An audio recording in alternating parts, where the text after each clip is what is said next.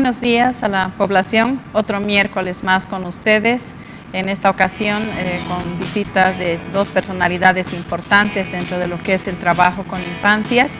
Agradecemos que el televidente esté haciendo seguimiento de cada miércoles en los cuales vamos desarrollando temáticas relacionadas a lo que es Mi Salud. La Facultad de Ciencias y Tecnologías de la Salud, desde sus carreras, va formando profesionales que dirigen su atención al cuidado de la salud en todo el ciclo vital, tanto con actividades de detección, actividades de diagnóstico y también procesos de tratamiento enfocados sobre todo desde una concepción más integral de la salud.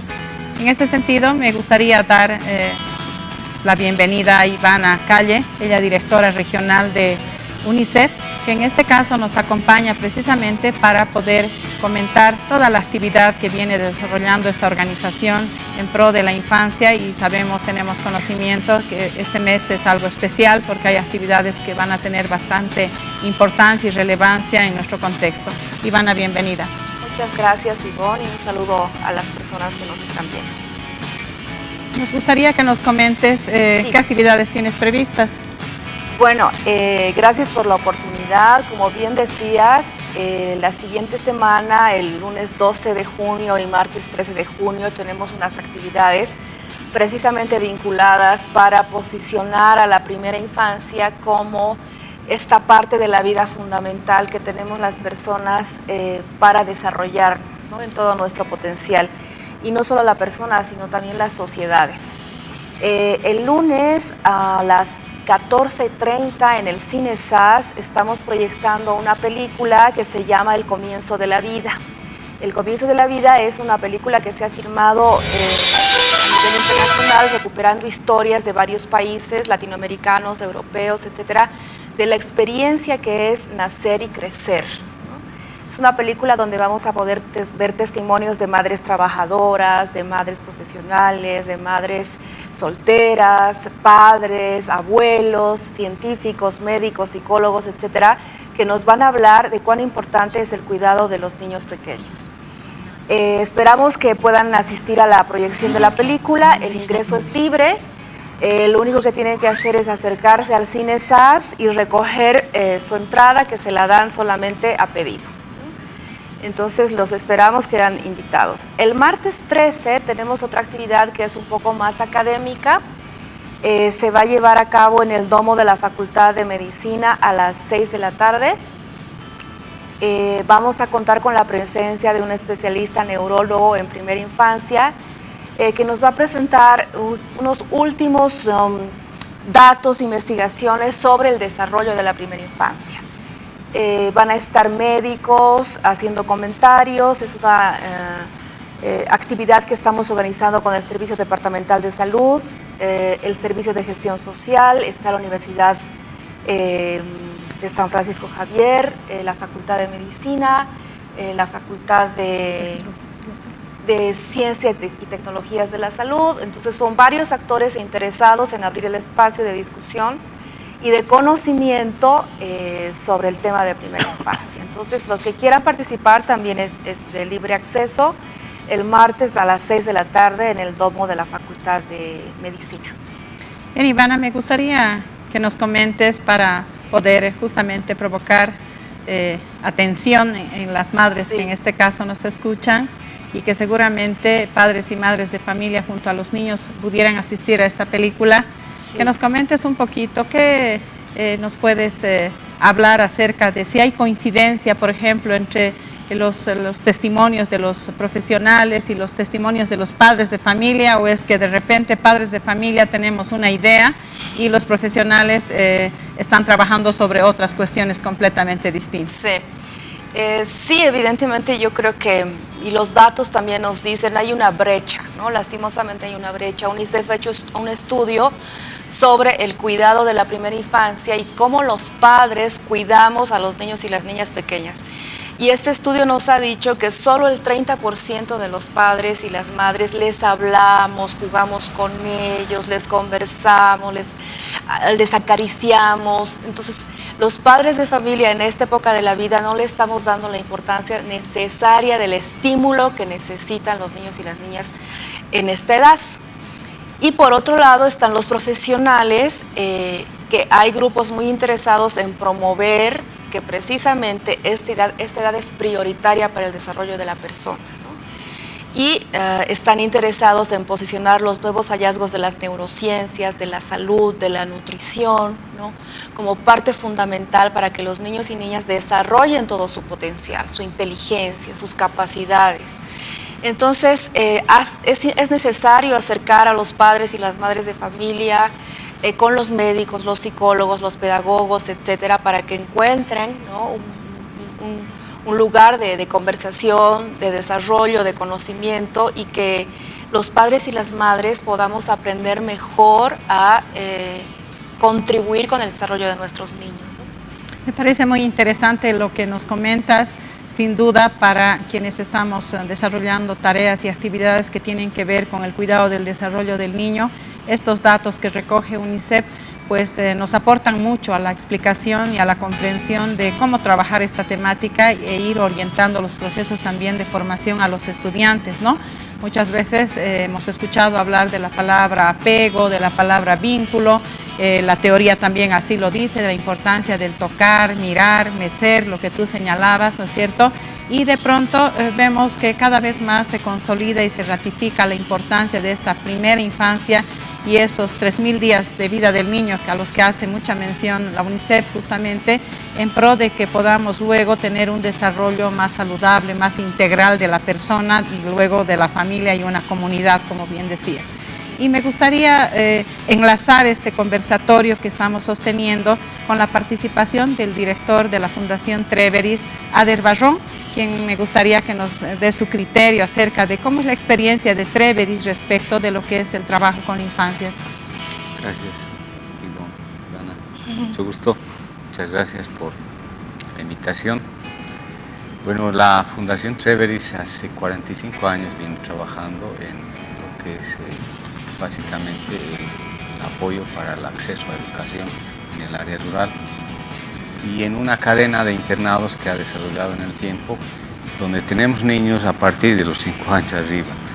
La experiencia de trabajar entre 0 y 5 en la primera infancia, recién la vamos a hacer con ustedes, con el proyecto que tenemos ahí, el proyecto de detección y prevención con esta población, pero tal vez hacer un marco más grande de cuál es el trabajo y hacia dónde nos dirigimos como institución.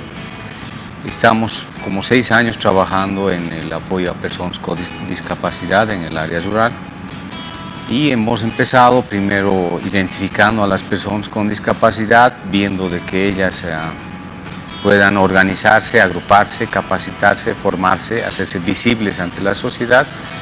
Después hemos trabajado con lo que es ver los actores públicos, las capacidades para ver de que esto se pueda entender como política. Y en este último tiempo hemos estado viendo de que ya pese a todas estas etapas de trabajo, vemos de que ya en cierta manera se ha desarrollado algún tipo de intenciones de hacer políticas locales a nivel municipal, de trabajar o atender a este sector que está muy abandonado, muy desfavorecido en el área rural. Nos damos cuenta de que en el tema de prevención no hemos hecho nada. ¿Sí? Bueno, tampoco en los sectores públicos ni las otras instituciones han hecho en el área rural el tema de prevención. Y verificábamos entre el trabajo que hacemos en los datos, por ejemplo, que en el caso de Azurduy, hace 2 o 3 años, hay nacimientos nuevos y hay niños que están naciendo con discapacidad, ¿no? Y precisamente con los temas que vamos a abordar a través del proyecto en este asocio que tenemos con la universidad para trabajar en este grupo. Entonces, seguir trabajando, ayudando a los que ya tienen discapacidad, o trabajamos más en prevención para que ya no haya más niños o gente con esa propensión a tener discapacidad, ¿no? Entonces, en ese ámbito, pues lo que vamos a hacer hacia adelante, el acuerdo que tenemos es muy importante para trabajar en el tema de prevención, ¿no? Entonces, ahí estamos, seguiremos en esa lucha conjunta, donde ya somos varios socios y eso es importante. Me parece interesante y quisiera destacar lo que señalas, esos esfuerzos multisectoriales, justamente desde mi experiencia en la facultad, y seguramente no es muy particular con respecto a la experiencia de otras facultades en la universidad. A veces nos constituimos en una burbuja un poco suspendida de la realidad, donde se discuten y se debaten teorías, pero que están separadas de la vida práctica. Y nuestra experiencia en trabajos comunitarios, en políticas locales, por ejemplo, en cuestiones de liderazgo, inclusive comunitario, son muy pobres.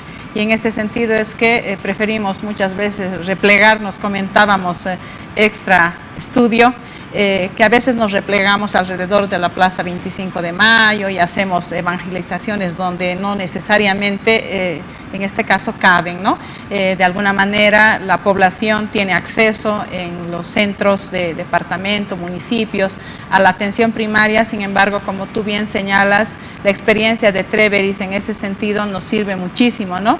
Y por eso precisamente es que hemos buscado también este acercamiento con la UNICEF, porque es una organización que viene trabajando y profundizando la problemática de la infancia, no solamente como un hecho aislado, particular del contexto del municipio, del departamento de Chuquisaca o de Bolivia, sino de un contexto en realidad latinoamericano y de países que están en una desventaja social, en una desventaja económica, educativa, y se tienen precisamente muchas publicaciones de UNICEF en ese sentido, pero a pesar de ello, dentro de la universidad seguimos insistiendo en ese modelo más biomédico de la enseñanza, ¿no? De que el paciente se lo examine muy bien en una camilla, que se haga todas las valoraciones de diagnóstico, pero cuando salimos a la realidad nos encontramos con que estos niños no llegan a los consultorios, no llegan a los sitios donde se prevé esa atención. Y precisamente es que desde el proyecto también se tiene pensado el trabajo desde una lectura más antropológica y más sociológica, porque por estudios anteriores que ya tenemos desde la universidad precisamente comprendemos que el imaginario colectivo no le da el suficiente peso a lo que es la infancia, la discapacidad. Es decir, las poblaciones vulnerables, no productivas, se constituyen en un bajo capital simbólico y por lo tanto la infancia durante los primeros años no parece ser productiva, no la entendemos en términos de inversión. Ya decía Ivana que uno de los aspectos importantes han podido documentar estos estudios, precisamente se hacen ahora una problemática que tiene que trascender la esfera de la salud. Y esa lectura social para estos países creo que es muy buena y la experiencia de Treveris nos va a permitir justamente el que los televidentes a los cuales llega el canal universitario en los municipios, pues podamos romper esa barrera que tenemos a veces entre universidad y sociedad y precisamente a través de estos intermediarios poder acceder a las familias, llegar a los hogares, que es lo que en este caso nos gustaría, y justamente desarrollar una cultura más bien de cuidado de la infancia y no un modelo biomédico en el cual el hospital, la enfermedad está asociada precisamente a la intervención profesional. No sé si alguna acotación, me gustaría escuchar la experiencia de UNICEF, por ejemplo, a nivel regional, siendo que nosotros en Bolivia tenemos los indicadores más altos de discapacidad y ese realmente es un tema preocupante. Bueno, una de las preocupaciones, digamos, más fuertes para UNICEF son dos temas que tú has tocado, Ivonne, y es el tema de la valoración de la primera infancia y de cómo los adultos en todos nuestros roles, padres, madres, autoridades, diseñadores de políticas públicas, etcétera, consideramos el valor de la primera infancia. Y bueno, hay que un poco observar a nuestro entorno. Yo me acuerdo que mi padre decía, pero si es guagua, no sabe nada, ¿no? Cuando hablábamos de mi hermana que era más chiquitita, guagua nomás se va a olvidar, y tenemos esas concepciones de que los niños entre 0 y 3, 4 años no aprenden, no sienten, no internalizan emociones, que solo están observando el mundo y nada más, y todo lo contrario, ¿no? Creo que los adultos nos estamos perdiendo grandes oportunidades de conocer el gran potencial que tiene la primera infancia y valorar ese gran potencial. Entonces, creo que en conjunto como sociedad nos hace falta recorrer mucho camino en eso. Tenemos, repito, que observar nada más la realidad cuando vemos a los niños y las niñas de estas edades en cajitas, en los mercados, por poco acceso a guarderías, o madres de familia que tienen que salir a trabajar y dejan a los niños solos o dejan a los niños con un hermanito mayor. Entonces se están perdiendo grandes oportunidades de desarrollo de capacidades de estos niños y estas niñas.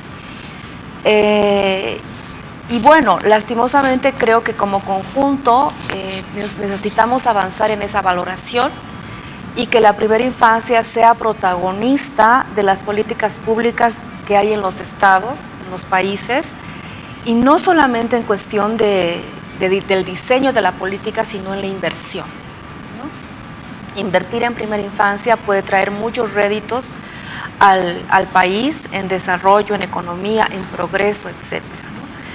Recientemente tuvimos en La Paz un conversatorio al que pudimos participar muchas personas de Bolivia y también de otros países.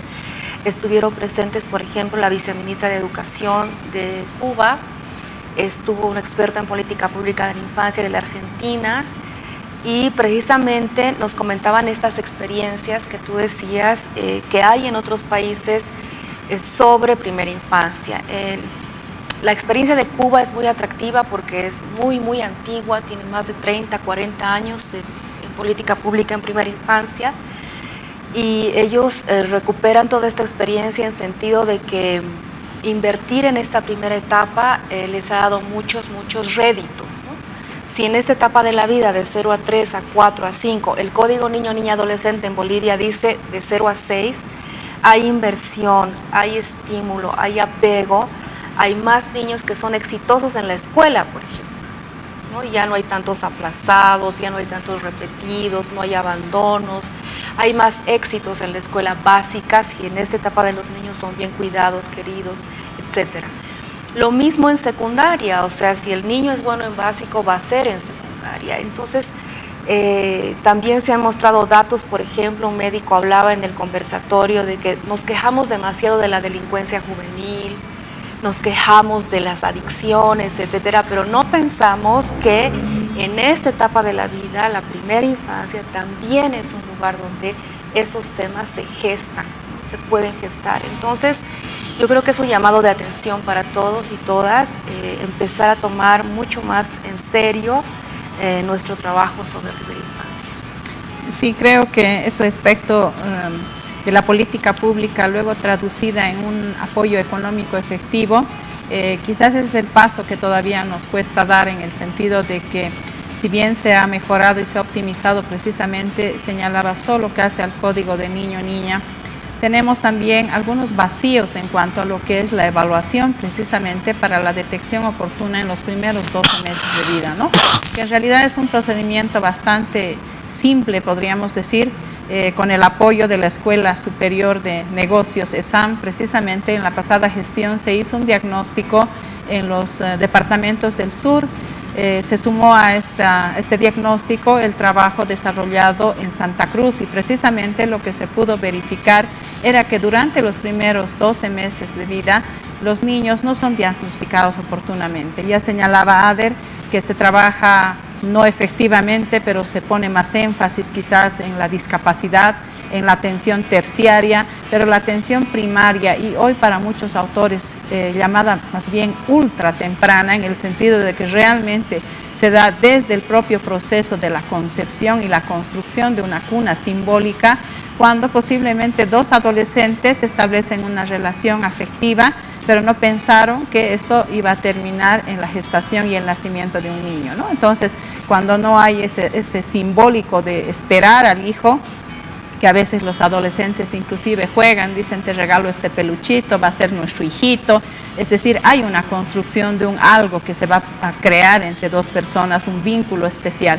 Sin embargo, distinta a la situación, bien señalabas, en situación de delincuencia, de drogadicción, en situación de calle, por ejemplo, o en situación de uso de alcohol, cuando no ha habido este elemento vincular inicial con el niño, que ya ahora los autores lo hablan que empieza desde el propio útero, ¿no? Es decir, pensar en poder tener el hijo juntos es una de las primeras figuras vinculares que en este caso se va a construir. Y en ese sentido nos hace mucha falta trabajar con adolescentes. El tema de la prevención y las organizaciones de todo tipo están trabajando precisamente en este tema. Sin embargo, cuando ya tenemos que hacer el trabajo efectivo desde los centros universitarios, centros de salud y los propios municipios, el proceso de diagnóstico es muy tardío. De manera que con el proyecto que ahora nos ocupa, estamos recibiendo niños no diagnosticados hasta de 3 años. Es decir, no puede ser que haya pasado todo el proceso, ¿no es cierto?, más importante de neuroplasticidad sin que ese niño haya recibido un tratamiento. Entonces, este tipo de diagnósticos son económicos, ¿no? La inversión realmente es muy baja. Inmediatamente se puede hacer procesos de diagnóstico integrales porque desde los modelos biomédicos estamos muy habituados a trabajar sobre todo con el cuerpo y hacían citación precisamente a esos aspectos más bien de las emociones, el apego, el medio que rodea, a veces la toxicidad del medio que rodea al niño, ambientes violentos, así mismo, o bien decías tú, crecer en una cajita debajo de un puesto de mercado, no ha de ser lo mismo que crecer en un ambiente óptimo donde precisamente tenga los estímulos no solamente necesarios, sino además los adecuados para cada edad.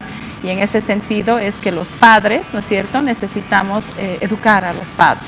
Realmente el sistema de salud con esa concepción biopsicosocial tiene que llegar a esas comunidades y es precisamente ese nuestro interés de vincularnos a Treveris porque tiene ya todo un historial de trabajo, 45 años caminando sobre una temática que básicamente nos muestra la experiencia que podría articularse con estos conocimientos que se gestan en las universidades. Tenemos estos protocolos de actuación temprana que decía se pueden capacitar fácilmente al personal de salud. El estudio de la ESAM nos documentó que en realidad los puestos y centros de atención primaria no se manejan estos instrumentos, que inclusive no son tan nuevos, podríamos decir. Países como España, en este caso, desde la Junta de Andalucía, los vienen aplicando desde el año 1980, o sea que tenemos realmente un rezago importante. El año 2000 Bolivia participó justamente en estos eventos importantes de alguna manera homogenización de ciertos criterios de evaluación, pero al año 2017 el sistema de salud dentro del continuo curso de la vida no los ha incorporado. Entonces, este aspecto para la neurocinesiología, que es la primera experiencia, digamos, semiológica para estudiar a un niño, nos permite ver que en todo caso los indicadores motores son ahora las primeras señales de alarma. Y justamente el proyecto lo que pretende es hacer conocer a los padres de familia estos primeros hitos que no son complejos. Toda madre puede identificarlos y podríamos decir que quizás esta problemática un poco se nos plantea como un reto en el entendido de que la migración, los procesos quizás migratorios están descolocando a las familias de su entorno original y obviamente poniendo en mente otro tipo de preocupaciones laborales, de hábitat y otros, y descuidando aquello que tú señalabas, ¿no? Es decir, la mirada al niño, la mirada no solamente en términos de atención de cuidados básicos, sino esas cuestiones de afecto y esas enseñanzas sociales que brinda justamente la familia en términos de valores y otros aspectos, ¿no?, que se van aprendiendo desde esas primeras experiencias infantiles. Señalaba Ader la importancia de ese trabajo preventivo y entonces me gustaría conocer un poco, que se informe también la población de qué manera la rehabilitación en base a la comunidad, que puede tornarse un poco más preventiva, podría ser aplicable en realidad no solamente para las comunidades dispersas, ¿no?, sino también para los centros, donde muchas veces otro tipo de situaciones nos alejan de los hijos y vamos cambiando los estilos de vida y exigiendo quizás a una sociedad que eduque a nuestros hijos cuando no parte esto de la familia. Gracias. Bueno, yo creo que, mi enfoque siempre es rural porque es donde más hemos desarrollado la experiencia, pero hace poco revisábamos cosas y creo que no es ya extraño. En Chuquisaca tenemos casi el 60% de la población concentrada en el medio urbano y 40% en el medio rural. Y de pronto en el medio rural, ¿quiénes se están quedando? Digamos, porque la fuerza de trabajo, los jóvenes, no sé quién están saliendo. Están quedando ancianos, mujeres, discapacitados y obviamente niños, ¿no? Entonces la señora que vende papa en el mercado o que va a hacer algún servicio extra en el mercado es probablemente la última en migrar o tal vez parte de ese grupo migratorio. Entonces, sí, concibió o tuvo su pequeño en el medio rural, después va a venir a la ciudad a trabajar de lo que sea para sobrevivir, etcétera, y obviamente lo va a tener ahí al niño sin ninguna atención, etcétera, ¿no? Entonces considero que mucho de lo que se puede hacer, se tiene que hacer todavía en el medio rural para trabajar con este grupo, ¿no?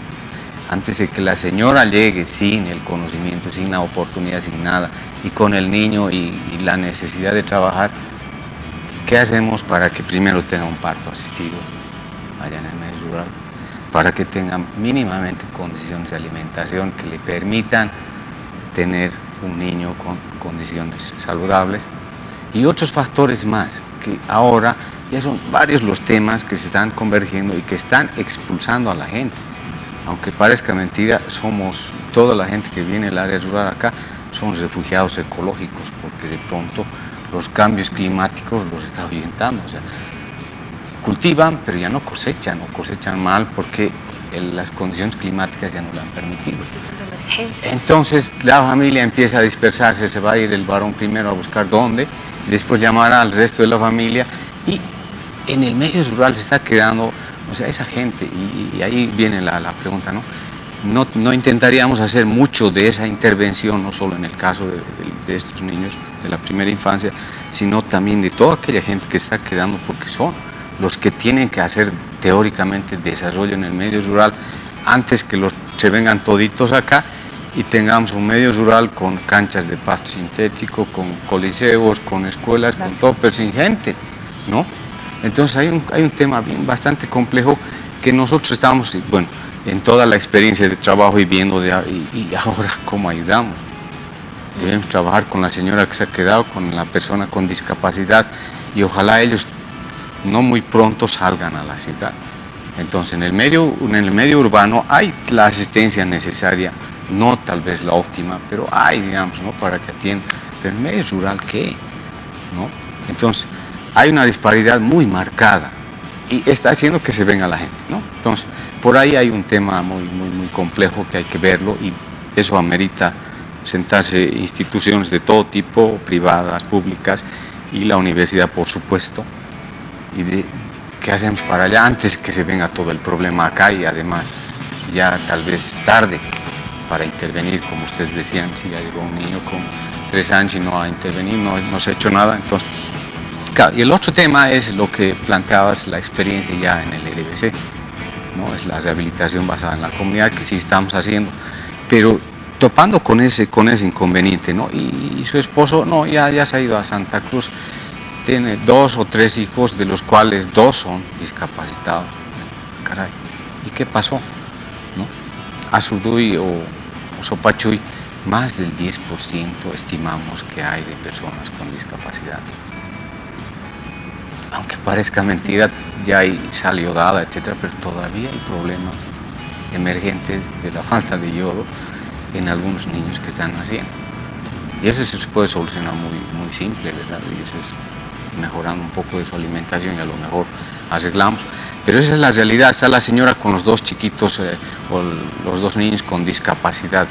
Entonces ahí hay que trabajar en el entorno, primero para que los acepten, para que los tengan, etcétera, etcétera, ¿no? Y después trabajar en el entorno comunitario para que les permitan que se integre la comunidad educativa, para que reciban a esos niños en la unidad educativa, porque no hay unidades especiales en todos los casos, que sería lo ideal, bueno, no lo ideal, pero por lo menos que paliaría el problema educativo. En el centro de salud lo van a ver solo como un problema de salud, a la discapacidad se ve así. No, pues ¿qué le duele? No le duele nada, pero no habla, no sale, no se relaciona con nadie, ¿no? Entonces no, eso no es problema paramédico, ¿no ve? Y ahí, y bueno, y uno dice, el municipio todavía está soñando en cosas de cemento, ¿no ve? No está viendo los temas sociales, no le pone recursos, no le pone empeño a eso. Entonces ahí entramos algunas instituciones que hacemos muy poco porque no nos da la fuerza tampoco, ¿no? Entonces ahí una convergencia institucional ayudaría muchísimo a que esa señora, si bien tiene los 2 niños que ha quedado porque no puede salir así, entonces tenga condiciones mínimas de vida y que los que vayan a nacer después ya no tengan problemas de discapacidad, pues costo social, costo para el Estado, para después trabajar con ellos es complicado, ¿no? Entonces nuestra experiencia va por ahí, es decir, estamos en ese dilema, estamos en algunos municipios, sí han abierto el espacio para decir, sí, esta es nuestra gente, la ley nos obliga, es nuestra competencia atenderles, vamos a asignarles recursos, etcétera, timoratamente todavía, pero ya, eso es importante. Se van reconociendo los derechos, van ejerciendo o van reivindicando algunos derechos como humanos estas personas, porque es crudo en algunos casos, porque conviven con animales, los han abandonado a tal grado que no hay más opción, ¿no ve? Entonces, en esa proyección, qué importante, qué interesante es interactuar entre instituciones, y sobre todo la universidad, qué vital, porque para las instituciones, por ejemplo, nosotros hacemos el EDBC, pero oye, ¿y este caso cómo lo vamos a ver? No sé, pues tomaremos como todos los casos, pero no cada caso es particular. ¿Y quién investiga? ¿Quién va a determinar una manera de actuar con ese grupo especial, con esas condiciones? No tenemos recursos para investigación, no podemos hacer, etc. Y a la universidad hablaremos, ¿no? Entonces conseguimos por ahí algún pasante, pero así, una relación muy suelta. Entonces, qué importante sería que todo esto, inclusive lo que estamos aprendiendo nosotros como prueba y error, las instituciones trabajando, decirles, miren, esto es lo que hemos hecho, pero faltaría estito más, complétenlo, digamos, ¿no? Y que esto sirva a la gente, sean no sé, pues, que se llaman protocolos, procedimientos, políticas, etcétera, pero ya, ahí está, así ayudamos, ¿no?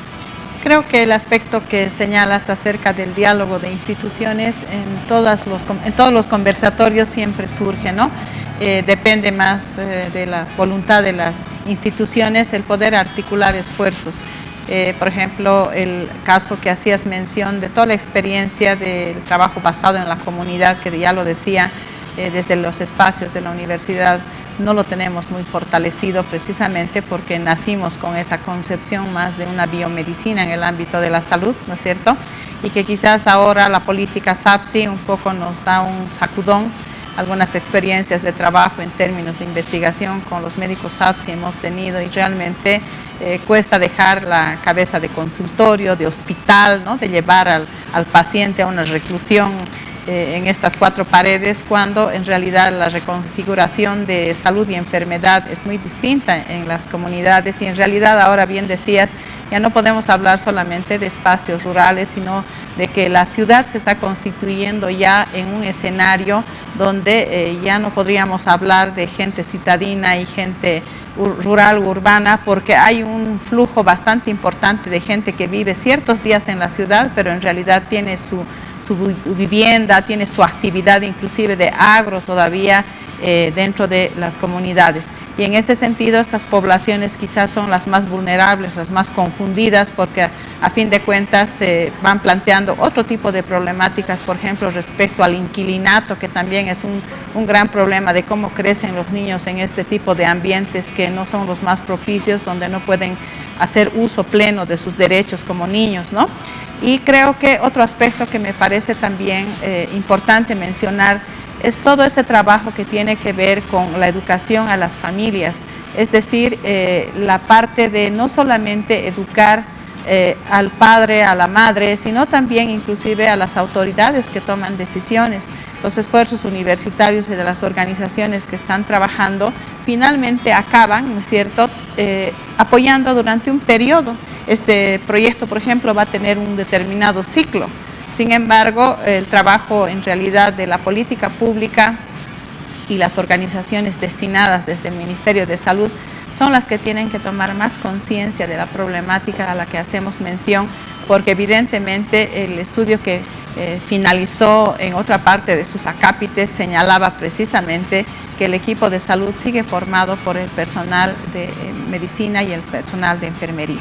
Y en ese sentido tú hacías mención a que muchos de los niños físicamente no tienen nada, es decir, tienen todas las funciones vitales con completa normalidad o normalidad aparente, pero de pronto nos encontramos con que tienen otros problemas de discapacidad sensorial o de pronto tienen problemas de espectro autista que no saben cómo diagnosticarlos porque precisamente ya es de competencia de las otras ciencias, ¿no? Y entonces ese diálogo interdisciplinar, los diálogos transdisciplinares, de que una enfermera conozca también todos los protocolos de valoración cuando hay afectación sensorial del niño, por ejemplo, ¿no es cierto? Es lo que el sistema ya no contempla. El cuadro de procedimientos 24 y 34 que están enfocados a la atención del menor de 5 años, dejan en orfandad, si se vale el término, al niño cuando éste no está enfermo. Es decir, si no está enfermo físicamente, los padres no lo llevan a evaluar. Por lo tanto, hay una orfandad también marcada entre los 5 y los 6 años, porque mientras no va a la escuela, los padres no perciben los problemas de lectoescritura que él va a tener. Y llega a la escuela y el sistema educativo es un sistema que está completamente divorciado del sistema de salud. De ahí es que muchos profesores entienden quizás hasta hoy en día que un niño inquieto, un niño travieso, un niño que pega al resto, en realidad es a un niño que solamente le faltan límites. Y de pronto no es así, no es tan simple y de repente hay problemas de desarrollo neurológico en ese niño, de trastornos del neurodesarrollo o desintegración sensorial que hoy en día ya se viene manejando dentro de los espacios que se hace la valoración del desarrollo psicológico del niño y el sistema educativo no puede responder. No puede responder porque si bien a estas son transversales dentro de su formación en las universidades pedagógicas, en realidad este proceso de formación tendría que ser muy ligado a la práctica e integrar la salud a la educación. Entonces ahí tenemos muchos problemas, digamos que no solamente hace falta la educación a los padres, sino que como profesionales tenemos que irnos interiorizando un poco de las otras ciencias, ¿no? Es decir, ver cómo la psicología del niño y todos esos procesos de neuroplasticidad tienen un determinado peso mayor en esta primera infancia y que quizás ese peso que tiene en la infancia no se lo aprovecha desde el sistema educativo, por ejemplo, ¿no? A nivel de centros de acogida, que también van a constituirse en otro espacio donde los niños no están ligados a una figura vincular, por ejemplo, los internados, ¿no? Vamos a tener el Tata San Juan de Dios, el Coconas a nivel de la ciudad y seguramente otras situaciones de, bien decías tú, de expulsión en realidad de un espacio rural hacia un espacio urbano porque no han decidido, ellos no han elegido cambiarse de sitio, de hábitat, pero las condiciones han hecho que tengan que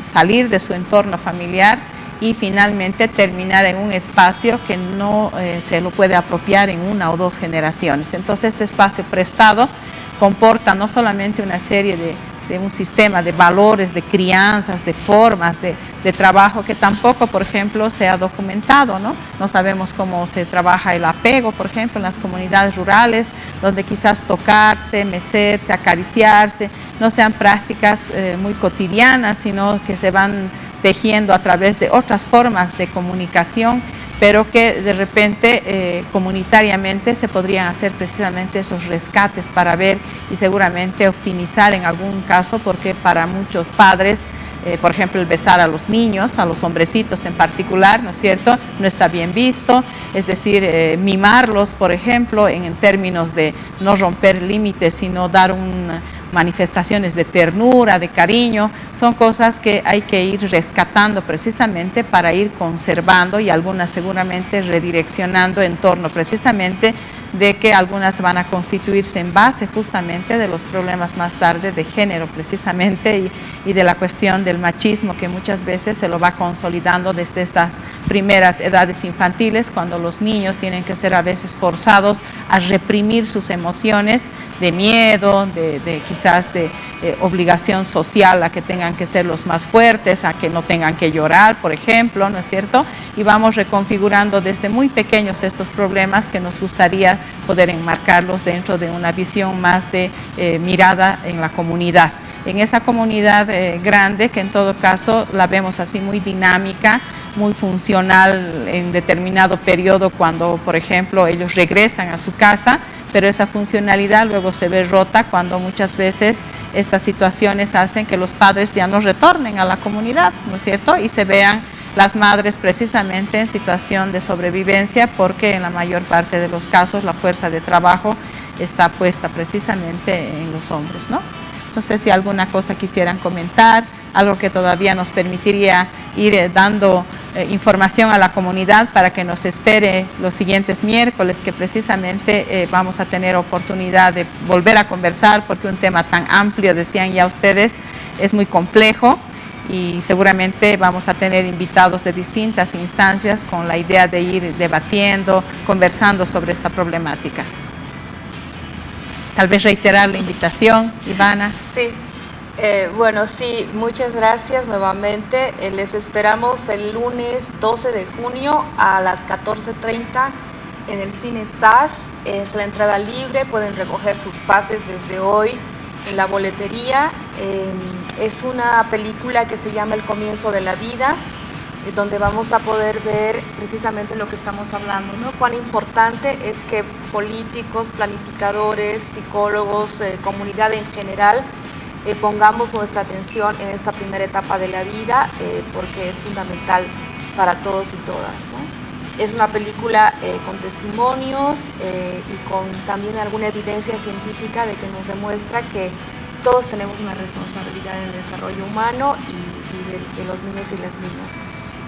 Y el martes a las 6 de la tarde en el domo de la Facultad de Economía tenemos un conversatorio, un panel con especialistas, médicos, psicólogos, etcétera, que también van a estar conversando sobre este tema. Entonces están muy cordialmente invitados, son iniciativas que precisamente tratan de reunir esto que decimos, ¿no? Distintas miradas, distintas especialidades.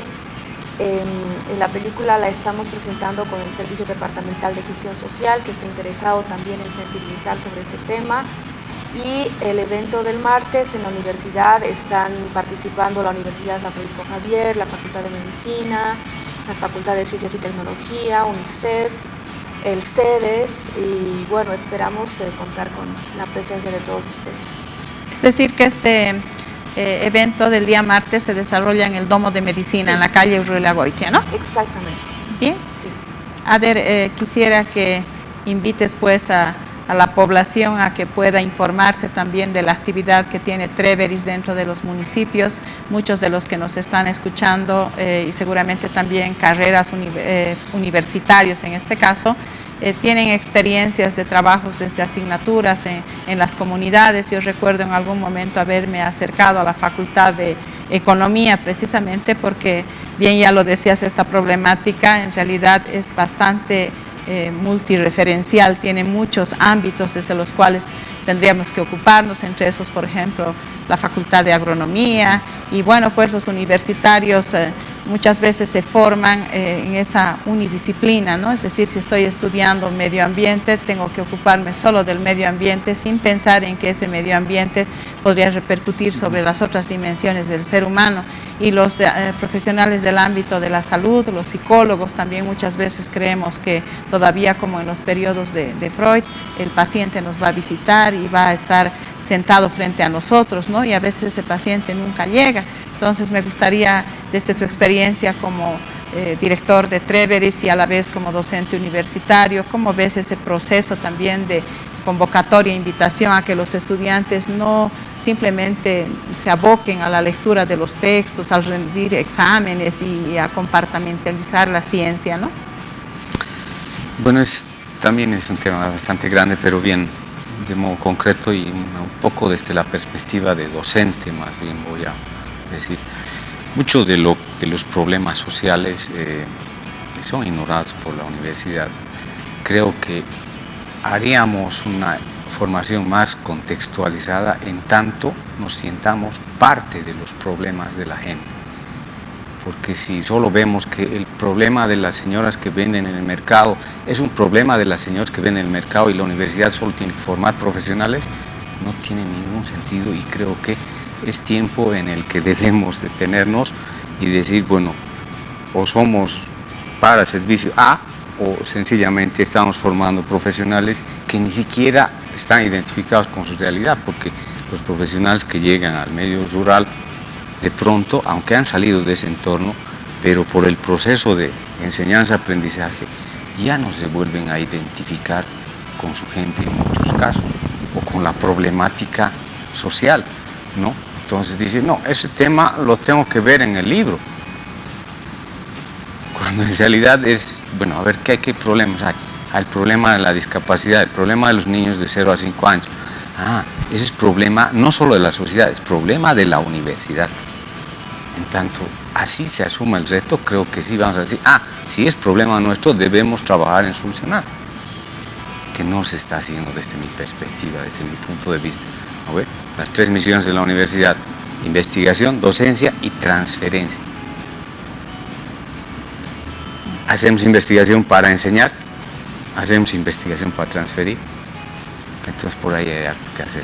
Y nosotros, las instituciones, tenemos aquel problema también de cuando vienen los jóvenes egresados, etcétera, y están en esa misión de hacer experiencia, etcétera, nos damos cuenta de que no están aterrizados y nos cuesta, y tenemos que hacer un proceso más bien de recién ponerlos en contexto, actualizarlos, es decir, enseñarles como que ahora sí, esto es en serio, ya no es en la pizarra.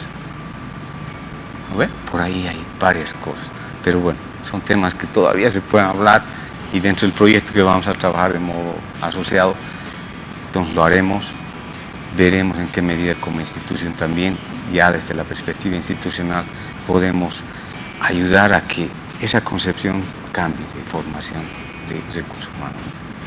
Bien, yo quiero agradecer a Ivana Calle, directora regional de UNICEF, la presencia de Ader Barrón, director de la Fundación Treveris, que en esta ocasión nos han acompañado precisamente a hablar de la problemática de la infancia y las intervenciones comunitarias que se podrían desarrollar a partir del proyecto de detección y atención tempranas al riesgo del neurodesarrollo y factores psicosociales que hacen al menor de 5 años. Los invitamos a que nos acompañen el siguiente miércoles en este mismo horario, y vamos a tener un micrófono abierto para que precisamente los que nos escuchan, los televidentes, pudieran formular algunas preocupaciones en torno de qué servicios presta este proyecto, cómo acceder a él, cómo poder comunicarse y poder vincular justamente a los padres de familia que pudieran requerir de esta detección y atención primaria. Agradecemos su atención y estamos con ustedes el siguiente miércoles.